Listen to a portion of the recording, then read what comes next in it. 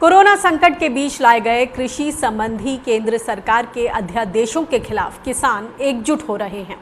गुरुवार को चंडीगढ़ में भारतीय किसान यूनियन राज्यपाल ने इसके खिलाफ 20 जुलाई को होने वाले आंदोलन का खाका पेश किया। किसानों का कहना है कि सरकार खेती को कॉरपोरेट्स के हवाले करना चाहती है और ये अध्यादेश इस दिशा में उठाया गया पहला कदम है। किसानों की माने तो अगर सरकार एमएसपी पर खरीद से पीछे हटती है तो अकेले पंजाब के किसानों को 50,000 करोड़ का नुकसान उठाना पड़ेगा। प्रदेश के किसान अध्यादेशों को वापस लेने की मांग के साथ 20 जुलाई को ट्रैक्टर ट्रॉलीज के साथ सड़कों पर उतरेंगे और एसडीएम के जरिए पीएम मोदी के नाम ज्ञापन सौंपेंगे। कोरोना संकट के बीच केंद्र सरकार की तरफ से कृषि संबंधी जो 3 अध्यादेश लाए गए हैं उसका पुरजोर विरोध देश भर में किसानों की तरफ से किया जा रहा है। इस वक्त मेरे साथ बलबीर सिंह राज्यपाल जो कि भारतीय किसान यूनियन राज्यपाल के प्रधान हैं वो हैं। इनसे जानेंगे कि किस तरीके की रणनीति किसानों ने बनाई है आज और किस तरीके से जो अध्यादेश केंद्र सरकार लेकर आई है उस के विरोध में ये खड़े रहेंगे। क्या रणनीति सर आप लोगों की तरफ से बनाई गई है, किस तरीके से विरोध करेंगे? देखिए, पहले तो सरकार ने ये कोविड का लॉकडाउन का फ़ायदा उठा के फटाफट ऑर्डिनेंसेस जारी कर दिए। कोई इमरजेंसी नहीं थी। सरकार पार्लियामेंट में बिल लेके आ सकती थी और उस पर बहस होती, लोगों में उससे पहले लोगों में चर्चा करवाते, तब तो कुछ और बात सी। लेकिन सरकार ने लॉकडाउन का फ़ायदा उठाने की कोशिश की है। अब ऑर्डिनेंसेस जारी हो गए हैं। ये इलेक्ट्रिसिटी अमेंडमेंट एक्ट का जो खरड़ा है वो भी जारी हो गया है। तो हमने फैसला किया है इसके विरोध का। और 20 तारीख को जो कोविड में लोगों को इकट्ठे करना कोई समझदारी नहीं है, लेकिन हमने डिस्टेंस रख के मास्क पहन के लोगों को बोला है कि अपने अपने ट्रैक्टर लेके 20 तारीख को सारे पंजाब में अपने अपने ट्रैक्टर सड़कों पे, मेन सड़कों पे खड़े कर दो और तहसील हेडक्वार्टर के 5 किलोमीटर के रेडियस में वो इकट्ठा होकर एक जुलूस की शक्ल में जाके अपने एसडीएम को मेमोरेंडम भी देंगे। थ्रू एसडीएम प्राइम मिनिस्टर के नाम मेमोरेंडम भी जाएगा।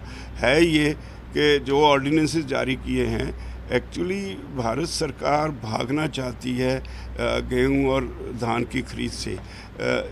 जो ऑर्डिनेंस जारी किए इसकी मानसिकता समझनी होगी। जो मोदी 1 था उस वक्त उन्होंने एक शांता कुमार कमेटी बनाई जिसने अपनी रिपोर्ट में कहा कि एफसीआई एक भ्रष्ट चट्टा हाथी है, इसको डिसबैंड कर देना चाहिए। और अगर सरकार ने गरीब लोगों की मदद करनी है तो उनको अनाज देने के बजाय कैश दे के उनकी मदद कर दी जाए। वो अपने आप कहीं से भी खरीदें, अनाज खरीद लें। तो इसका मतलब क्या है? एफसीआई को डिसबैंड करने का मतलब है एफसीआई ऐसी नोडल एजेंसी है जो सारे देश में अनाज खरीद के स्टोरेज का प्रबंध करती है, ट्रांसपोर्टेशन का करती है, उसकी डिस्ट्रीब्यूशन का प्रबंध करती है, उसके लिए पैसे का प्रबंध करती है। अगर एफसीआई डिसबैंड होगी इसका मतलब है कोई स्टोरेज नहीं, किसी अनाज की कोई अनाज खरीदा नहीं जाएगा। एक बात। दूसरी बात, एक हाई पावर्ड कमेटी बनी चीफ मिनिस्टर्स की, उसमें भी यह चर्चा होती रही और एक चिट्ठी लिख के भी हमारे चीफ मिनिस्टर को जनवरी में प्राइम मिनिस्टर ऑफिस ने चिट्ठी लिख के कहा कि अगर आपके यहाँ हम खरीद बंद कर दें तो हम आपको 8 क्विंटल पर एकड़ से ज़्यादा ना खरीदें या अपनी पीडीएस के लिए खरीद लें, बाकी प्राइवेट प्लेयर के लिए छोड़ दें, मार्केट फोर्सेस के लिए जो घाटा पड़े वो हम भावांतर स्कीम से किसानों को दे दें। तो आपका क्या मत है? तो इन्होंने वो रिजेक्ट कर दिया, कहा कि ये इससे करप्शन होगी, हम इसके हक में नहीं हैं। लेकिन ये भी उसकी मानसिकता जो है बड़ी स्पष्ट करती है सरकार की कि सरकार इससे भागना चाहती है। तो इसीलिए उन्होंने ये ऑर्डिनेंस किया है। जो पहली बात तो जो है स्टेट्स के अधिकार हैं उसका हनन है, क्योंकि कॉन्स्टिट्यूशन में एग्रीकल्चर स्टेट सब्जेक्ट है। तो दूसरी बात, जब ये इम्प्लीमेंट होगा तो 2 तरह की मंडी बन जाएगी। एक मंडी तो वो जो पुरानी है जिसमें 8.5% टैक्सेस देने के बाद खरीदो फरोख्त होगी। एक बाहर मंडी के जो है उन्होंने जो मंडी का नोटिफाइड एरिया था वो उसको काट छाँट करके मंडी तक सीमित कर दिया, मंडी के यार्ड तक।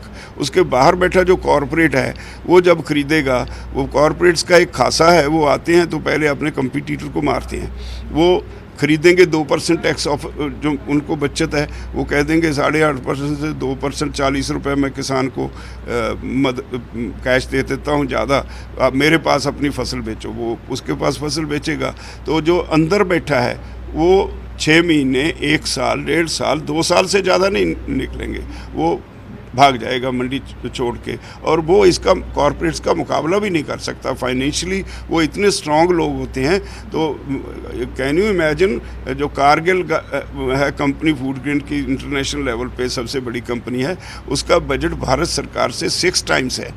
तो यहाँ की जो आड़ती बैठे हैं या और दूसरे व्यापारी बैठे हैं, कहाँ उसका मुकाबला करेंगे। और हमारे यहाँ जो कॉरपोरेट्स हैं, जो नए मल्टीनेशनल जिनको मोदी सरकार बनाने जा रही है, जिसमें उनका अपना इंटरेस्ट है, अडानी, अंबानी, तो वो जब आएंगे तो उनको तो जो टैक्सेस में छूट दे दी वो 2% छोड़ के मंडी को तोड़ने की कोशिश करेंगे। जिस दिन अंदर की मंडी बंद हो गई तो वो अपने पैमाने से नापेंगे। और होगा क्या, पंजाब में गेहूं और धान, ये दोनों फसलें 50,000 करोड़ की हैं।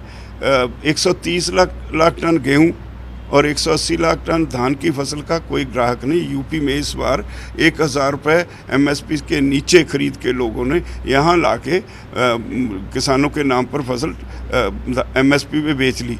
और बिहार में पिछले साल 1,100 रुपये धान पहुँच यहाँ पंजाब में मिला, तो वहाँ मंडी नहीं है। हमारे यहाँ पंजाब और हरियाणा में बेस्ट मार्केटिंग सिस्टम है वर्ल्ड का, तो यहाँ ये तोड़ देंगे जब, तो फिर इसके रेट क्रैश करके आधे रह जाएंगे।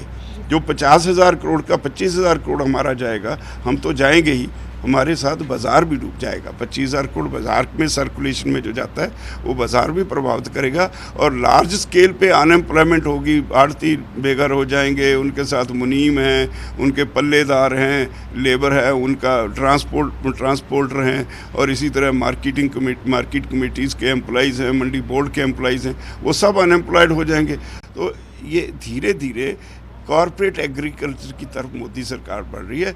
ये पहला स्टेप है उस तरफ जाने का, इसलिए हम इसका विरोध कर रहे हैं। सर, 3 बार कुल मिला के अगर बात करें, 3 बार केंद्रीय कृषि मंत्री मना कर चुके हैं कि हम MSP से पीछे नहीं हटेंगे। जो आपकी ट्रैक्टर रैली के तहत जो आप विरोध प्रदर्शन करेंगे, आपको लगता है कि दबाव बनेगा जब सरकार ये कह रही है कि पीछे? देखिए, वो गुमराह कर रहे हैं लोगों को।